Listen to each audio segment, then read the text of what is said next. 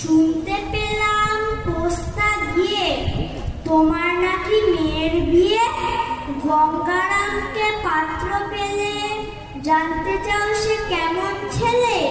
মন্দ নয় সে, পাত্র ভালো, রং যদিও বেজায় কালো। তার উপরে মুখের গঠন অনেকটা ঠিক পেঁচার মতন। বিদ্যে বুদ্ধি বলছি মশাই, ধর্মী ছেলের অধ্যবসায়। 19টি বার ম্যাট্রিক এসে ঘায়েল হয়ে থামলো শেষে।